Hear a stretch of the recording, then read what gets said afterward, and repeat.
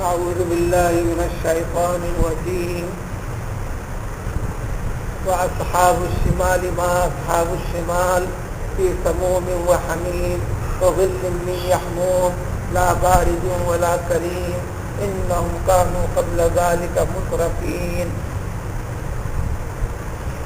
جنت اور جنتیوں سے متعلق جنت کے دو طبقے خاص طور پر ایک مقربین کا اور ایک عام مومنوں کا، اس کے متعلق تفاصیل گزریں اور چند مخصوص نعمتوں کا تذکرہ کیا گیا. جو عام نعمتیں قرآن میں جگہ جگہ ذکر کی گئی ہیں، اس کے علاوہ مزید چند خصوصی نعمتوں کا تذکرہ اس کے ساتھ کیا گیا تھا. اب رہا جو غیر جنتی، جو دوزخ کے مستحق قرار پائیں گے. سابقہ طبقے کے اندر جو عام مومنوں تھے، اس میں گناہگار مسلمان بھی شامل ہیں جنہیں دوزخ کے حصے میں جا کر آنا پڑے گا.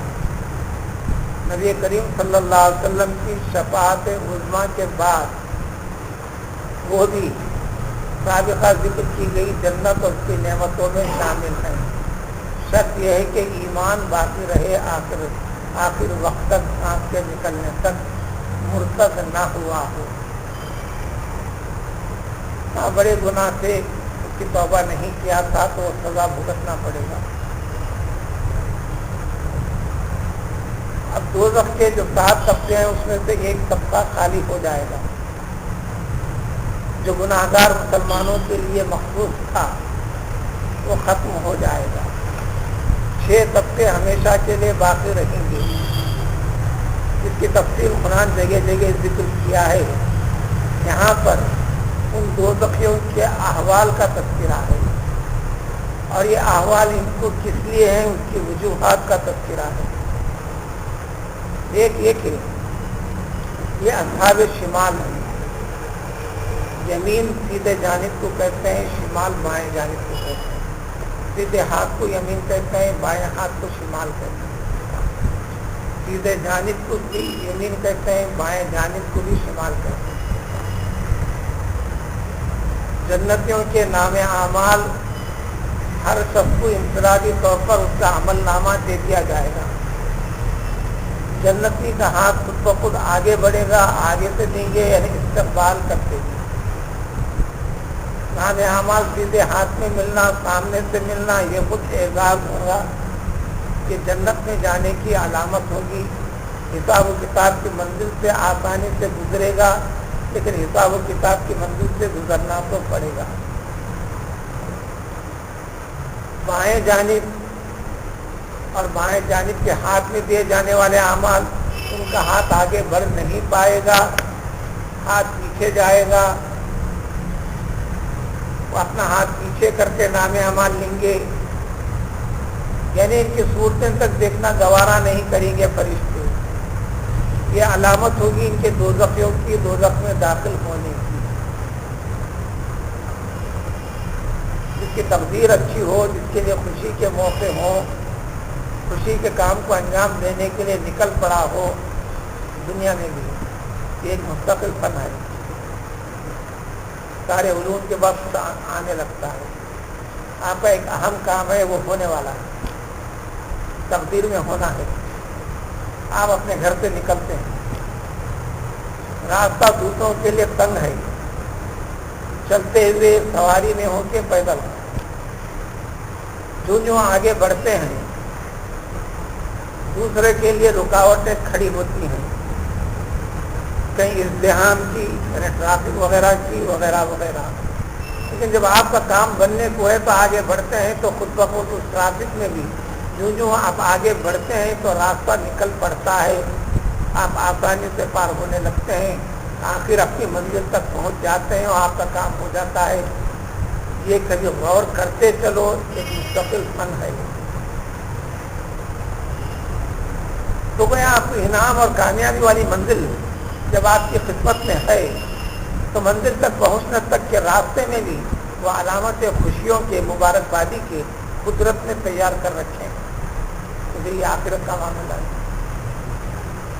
اور جس کے لیے ہونا نہیں ہے، تو ہونا نہیں ہے تو بدقسمتی ہے، بدبختی ہے، اور جانا تو پڑے گا، اس کا جانا بدبختی ہے، رکاوٹوں کو جھیلنا پڑے گا، رکاوٹیں بدبختی ہے۔ تو اسی قسم کا ماحول دوزخیوں کے لیے آخرت میں ہوگا۔ تو اللہ فرماتے ہیں اصحاب الشمال ما اصحاب الشمال، یہ بائیں جانب والے، یہ بائیں ہاتھ میں اعمال نامہ دیے جانے والے، ما اصحاب الشمال، بہت بہت برے قسم کے لوگ۔ کیوں؟ کیا برا ہے ان کے لیے؟ ان کے لیے جو انجام ہوگا، انتہائی تپتی ہوئی آنکھ والا کھولتا ہوا پانی میں ان کو چھوڑ دیا جائے گا، اور پھر اطراف کا جو ایٹماسفیئر ہوگا، سایہ ہوگا، تو ظل میں یحموم، انتہائی گرم دھواں والی چیز ہوگی، ہر پہلو اس کو کوئی سکون اطمینان نہیں ہوگا۔ جو پانی میں ڈالا جائے گا، کھولتے ہوئے پانی میں، لا بارد ولا کریم، نہ اس میں ٹھنڈک نام کی کوئی چیز نہیں ہوگی، اور نہ فرحت نام کی کوئی چیز ہوگی، کیونکہ سائے کا جب ذکر آیا، سائے میں انسان کو فرحت ہوتی ہے، گرمی سے سائے میں آتا ہے، تو یہ ایسا گرم سایہ ہے، اس میں ٹھنڈک محسوس نہیں ہوگی اور نہ خوشی محسوس ہوگی، وہ سایہ بھی عذاب کا کام کرے گا۔ کیوں؟ انہم کانوا قبل ذلک مترفین، اس لیے کہ یہ لوگ اس سے پہلے یعنی دنیا کی زندگی میں بڑے خوشحال تھے۔ اب غریب اور امیر سوچ لو اس بارے میں، مسلمان کا امیر ہونا منع نہیں ہے، برا نہیں ہے، لیکن مسلمان کہلا کر امیر ہونا بہت بہت بہت برا ہے۔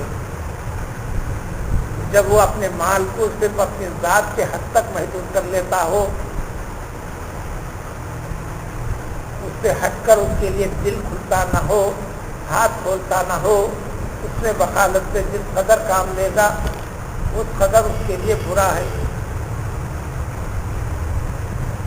فرمان رسول صلی اللہ علیہ وسلم ہے الحبیب سخی اللہ، السخی حبیب اللہ ولو کان فاسقا، ایک مالدار مسلمان بھلے فاسق ہو، عملی دنیا میں کمزور ہوتا کیوں نہ ہو، کبھی نمازیں چھوڑ دیتا ہے، کبھی پڑھتا ہے، کبھی یہ کرتا ہے، کبھی ایسا کرتا ہے، پورا پکا پابند صوم و صلاۃ نہیں، لیکن صوم و صلاۃ والا تو ہے، لیکن امیر ہے، امیر کے ساتھ ساتھ سخاوت کی صفت رکھتا ہے، تو یہ اللہ تعالیٰ کا حبیب ہے، دوست ہے، بھلے یہ فاسق ہوتا کیوں نہیں۔ والبخیل عدو اللہ ولو کان عابدا، بخیل مسلمان اللہ تعالیٰ کا دشمن ہے، بھلے وہ رات دن نمازیں پڑھتا ہو، تلاوت کرتا ہو، عبادتیں کرتا ہو، ذکر کرتا ہو، تسبیح کرتا ہو، تو گویا عبادت جو ہے بدن کی مال کی دونوں یکساں چلنا ہے، مال کتنا یہ فرق نہیں پڑتا، اس کی انتہا تو رسول اللہ صلی اللہ علیہ وسلم فرما دیا انفقوا فی سبیل اللہ ولو کان بشق تمرہ، اور کما قال نبی علیہ الصلوۃ والسلام، اللہ کی راہ میں خرچ کرو، اگرچہ کہ بھلے تمہارے پاس ایک کھجور ہو، ایک کھجور کا ٹکڑا، ایک شاپ اس میں سے ٹکڑا کر اللہ کی راہ میں کسی کو دے سکتے ہیں تو دے دو، تو کس قدر ہوئی تو خرچ کرنا یہ نہیں ہے۔ زکوٰۃ الگ چیز ہے، وہ فرض ہے، واجب ہے، پھر احکام خداوندی سب سے زیادہ کلام پاک کا حصہ، والذین ينفقون اموالهم فی سبیل اللہ لیلا ونہارا باللیل والنہار، جو شب و روز اللہ کی راہ میں خرچ کرتے ہیں، زکوٰۃ تو شب و روز کی بات ہے، سالانہ کی بات ہے، تو عبادت کا تعلق مال سے اور بدن سے، انسان کے ساتھ جڑی ہوئی چیزوں سے اور انسان میں موجود زندگی روح کے ساتھ ہے.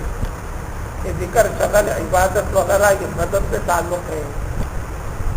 اس کے ساتھ ساتھ جان کا بھی فکر کرنا ہے. جیسے لوگ ہوتے ہیں جان جائے دمڑی نہ جائے، زخمی ہونے کے لیے تیار، لڑنے کے لیے تیار، آنسو چڑھانے کے لیے تیار، اپنی ایک دمڑی یعنی ایک ہفتہ ایک پیسہ اپنے پاس سے نکلوانے کے لیے تیار. یہ مسلمان ہوتے ہوئے بھی یعنی گناہ گاروں میں بڑا رتبہ ہو جاتا ہے. الغرض اس لیے کہ ان کو دوزخ کے اس مقام پر اس لیے ڈالا جائے گا. یہاں تو ذکر کافروں کا ہے، غیر مومنوں کا ہے. دنیا کی زندگی کو سب کچھ سمجھتے ہیں، سمجھتے رہے، ان کی سمجھ کی بنیاد پر اللہ تعالیٰ ان کو دنیا کی ترقی دیتے ہیں. یہ جگہ جگہ تذکرات ہیں کہ اس دنیا کے اندر بڑے خوشحال تھے، آخرت میں یہ بدحال ہو. تو کانو یصرون علی الحنث العظیم، بلکہ بڑے بڑے گناہوں کے اوپر بھی اصرار یعنی مصر ہو کر کیا کرتے تھے. مثلا کاروبار میں دھوکہ بازی کرنا، جانتے ہوئے سمجھتے ہوئے کرتے تھے. شراب حرام ہے جانتے ہوئے اس کی لت میں لگے رہنا. جوا حرام ہے جانتے ہوئے اس کی لت میں لگے رہنا. دھوکہ دہی فریب والا معاملہ، کیونکہ انسانی معاشرہ بھی برا کہتا ہے، شریعت بھی بری کہتی ہے.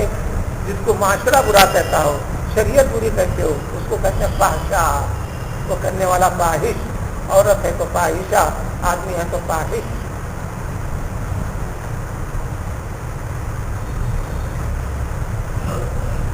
یہ بڑے بڑے گناہوں کے پر مصر تھے، ٹکے ہوئے تھے. تو لہٰذا ان کو ٹکنے والا عذاب کے اندر ان کو ڈال دیا جائے گا. تو کانو یقولون، جب سمجھانے کی کوشش کی جاتی، سمجھایا جاتا یعنی آخرت کو یاد دلایا جاتا، ایسا سوچتے ہیں یا ایسا کہتے تھے کیا جب ہم مر جائیں گے، خبر میں مٹی بن جائیں گے، یا کوئی جلا کر راکھ کر دے گا، ہڈیاں سب ختم ہو جائیں گی، تو کیا دوبارہ ہم کو اللہ تعالیٰ زندہ کرے گا؟ کیا ہم کو اور ہمارے باپ دادا اور گزرے ہوئے انسانوں کو یہ صرف کہنے کی باتیں ہیں، ایسا ہونے والا کچھ بھی نہیں. جو آج جو مل گیا تو مل گیا، اس کو آگے بڑھو، آسمان. قل ان الاولین والآخرین، تو کہہ دینا ان سے یقیناً پہلے گزرے ہوئے جتنے انسان بھی اس نظریے سے گزرے ہیں، وہ بھی بعد میں آنے والے قیامت تک بھی اس نظریے کے ساتھ جو گزر کر دنیا میں مشغول و مصروف رہیں گے، آخرت کی پرواہ و فکر نہیں کریں گے، حکم خداوندی کے اس اعلان کا یقین نہیں کریں گے، لمجموعون، تمام کو اکٹھا کر دیا جائے گا دوزخ میں، لا میقات یوم معلوم، جس کا دن مقرر ہے قیامت کا، اس دن سب کچھ ہو کر رہنے والا ہے. ان کے انجام سے ذکر کیا گیا. ان کی غذا کا تذکرہ مزید اور تھوڑی سی وضاحت تفصیل اگلے چند آیاتوں تک یہ سلسلہ برابر باقی ہے.